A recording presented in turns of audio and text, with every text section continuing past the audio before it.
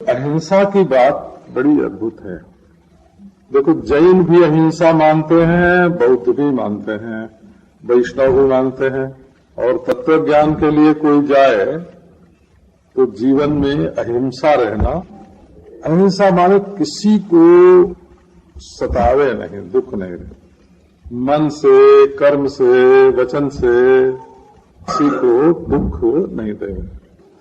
इसमें एक विशेषता बताई, हम तो किसी को दुख न दें, लेकिन दूसरा हमको दुख देवे तब क्या करें?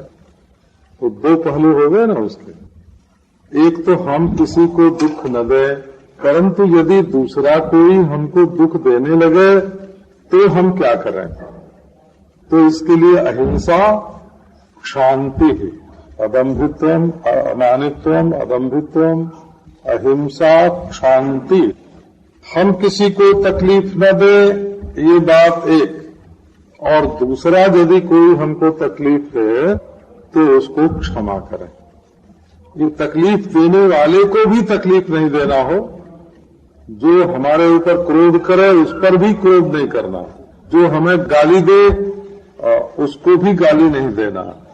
ये क्षमा माने बड़ी भारी शक्ति, बड़ा भारी सामर्थ्य। श्री उड़िया बाबा जी महाराज एक महात्मा के आश्रम में गए और उन्होंने गाली देना शुरू किया।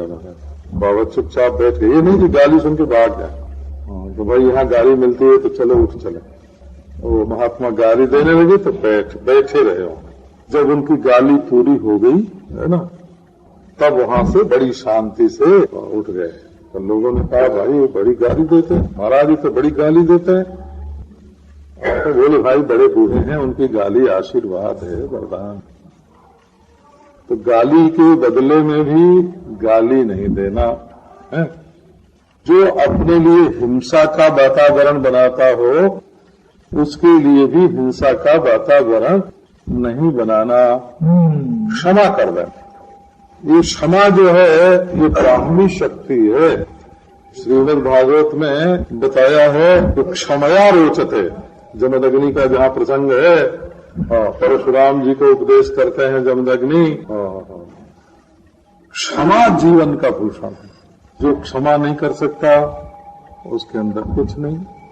एक आता है प्रसंग, एक काशी में ब्राह्मण था, विदत, गंगा स्नान करने गया। गंगा जी में कोई बहुत बड़ा पहाड़ी बिच्छू बहा जा रहा था। जब देखा उसने कि ये तो बह के बेचारा मर जाएगा, पता नहीं कहाँ जाके टकराए, तो दोनों हाथ से उसको उठा लिया बचाने के लिए। अब बिच्छू ने तो डंक मारा, हाथ कांप गया तो बिच्छू गिर गया। फिर उठाया, फिर डंक मारा, फिर गिर गया। 9 बार ब्राह्मण ने उठाया और 9 बार के हाथ में डंक मारा। किसी ने कहा, क्या करता है ब्राह्मण, पागल है, बेवकूफ है, छोड़ दे, बह जाने दे, साला मर जाएगा क्या है? उसने कहा कि देखो, ये अपना डंक मारने का स्वभाव नहीं छोड़ रहा है, तो मैं अपना क्षमा करने का स्वभाव कैसे छोड़ूं? धर्म हार जाएगा। ये नहीं कि मैं अपना स्वभाव छोड़ दूं तो अधर्म की जीत हो गई।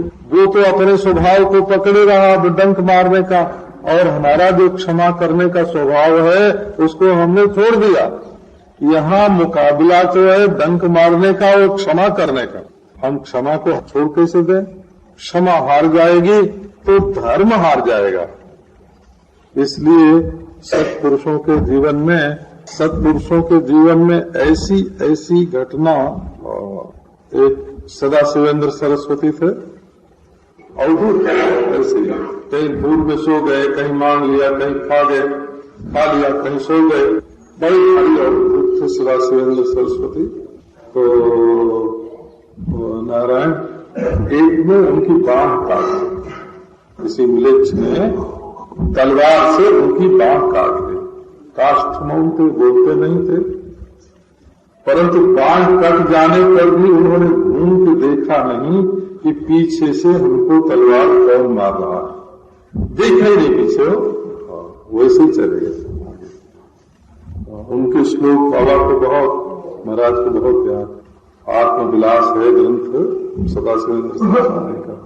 संत्यज्य शास्त्र जालम संव्यवहारं च सर्वतस्त्यक्त्वा आस्तीर्य पूर्ण पदवीम् आस्ते निष्कंप दीपवज्योति। श्लोक बोला बहुत तो भाई शास्त्र से ऊपर उठ गया है, व्यवहार से ऊपर उठ गया है, अपनी पूर्णता में बैठा हुआ है। जो अपनी पूर्णता में बैठा हुआ है उसके लिए ये संसार की छोटी मोटी जो हलचलें हैं इनकी तो कोई कीमत ही नहीं होती। तो यदि क्षमा नहीं करोगे तो अपने गंतव्य पर नहीं पहुंच सकते। एक दिन एक महात्मा ने सुनाया था किसी ने, महाराज एक कुत्ता था, कुत्ते की बात जल्दी समझ में आ। उसने योजना बनाई कि हमको 100 मील जाना है तो रोज 10-10 मील चलेंगे, 10 दिन में पहुंचेंगे। अब वो महाराज गांव से बाहर निकला, ठीक दूसरे गांव के सामने जो गया तो उस गांव के कुत्ते निकल आए और उसको काटने के लिए भूखते हुए 10 कुत्ते आ गए। अब उस कुत्ते ने सोचा कि यदि हम इनसे लड़ेंगे तो ये 10 हैं, हम अकेले हैं और ये हमको काट के घायल कर देंगे तो हमारी जो यात्रा है वो पूरी नहीं होगी, यहीं रह जाएंगे हम। तो उसने तो पूंछ दबाई, अपनी पूंछ दबाई और पूंछ दबा लिया तो कुत्तों की मर्यादा पूंछ दबाने पर नहीं काटते हैं वो। एक तो पूंछ दबा लेने पर नहीं काटते हैं और एक कुत्ता कुतिया को नहीं काटता है। हाँ, कुत्ता जाति में भी ये मर्यादा होती है। उसने पूंछ दबाई और कुत्ते भूखते हुए उसके पीछे पीछे चले, वो बेचारा भगा निकल गया। अब दूसरा गांव आया तो वहां भी यही हुआ, वहां से भी निकल गया। तो जहां उसको 100 मील पहुंचना था 10 दिन में, वहां 2 ही दिन में 100 मील पहुंच गया। यदि वो क्षमा न करता, गांव के भूखने वाले कुत्तों से सबसे लड़ाई करता चलता तो वो 1 मील 2 मील भी पार नहीं करता, कुत्ते उसको मार डालते।